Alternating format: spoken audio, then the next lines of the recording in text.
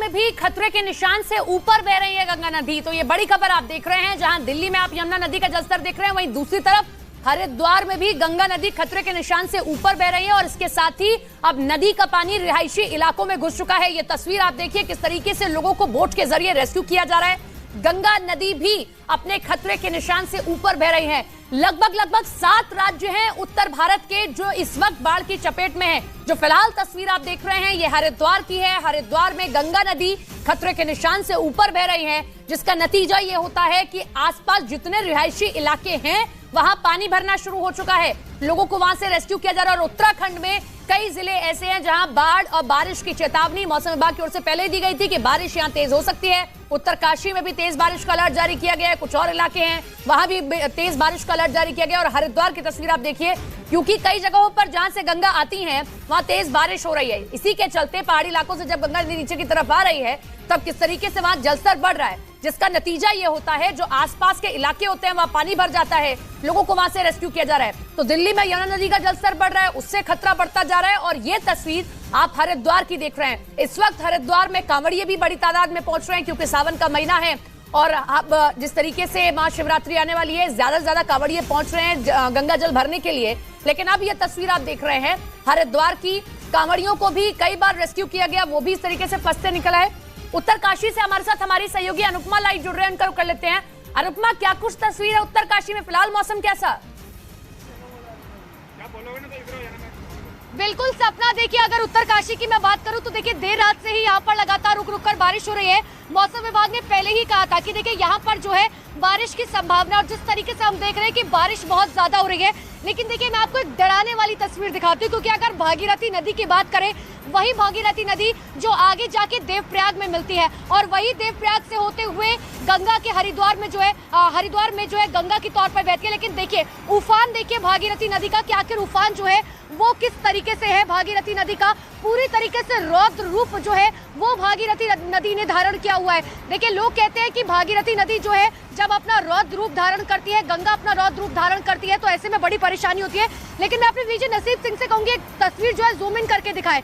वो ट्रॉली सपना आपको दिखाई दे रही होगी और उस ट्रॉली पे बैठे हुए लोग आपको नजर आ रहे होंगे।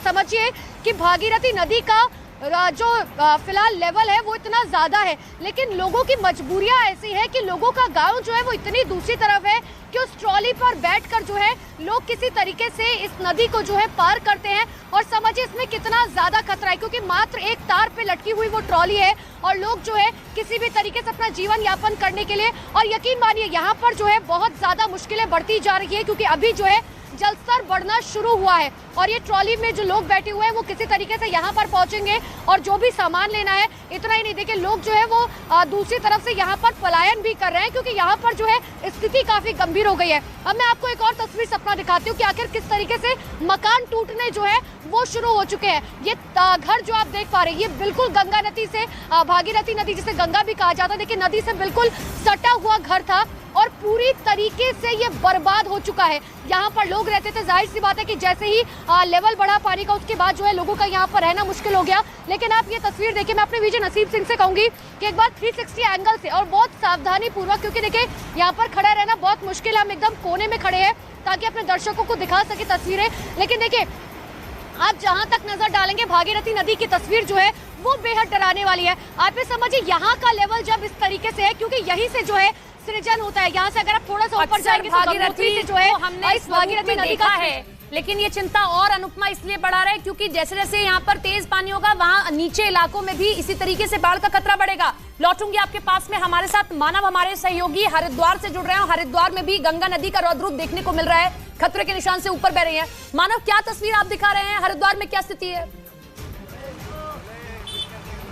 सपना, देखिए हालात बहुत खराब हो रहे हैं क्योंकि रात भर हरिद्वार में बारिश हुई है और अभी थोड़ी देर पहले ही मौसम विभाग की तरफ से ये अलर्ट यहाँ पर जारी किया गया है कि हरिद्वार के आसपास जो निचले इलाके हैं, लक्सर, रुड़की या फिर उत्तर प्रदेश का जहाँ से मुजफ्फरपुर का इलाका मुजफ्फरनगर का इलाका शुरू होता है, वहाँ पर सैलाब की चेतावनी दी गई है। साफ कहा गया है कि लोग अपने घरों में रहें और अलर्ट रहें। सबसे बड़ी खबर यह है कि अलर्ट रहने के लिए साफ मैसेज भेजा गया है मौसम विभाग की तरफ से। ये कहा गया है कि सोलानी नदी जो कि गंगा से निकलकर मुजफ्फरनगर की तरफ जाती है, यूपी की तरफ जाती है, वहां पर बाढ़ जैसे हालात पहले से बन चुके हैं। निचला हिस्सा है, लेकिन अभी आप देखेंगे तो निचले इलाके में यहाँ पर भी पानी भरना शुरू हो गया है और कल से ही लक्सर इलाके में बहुत ज्यादा हालात खराब थे।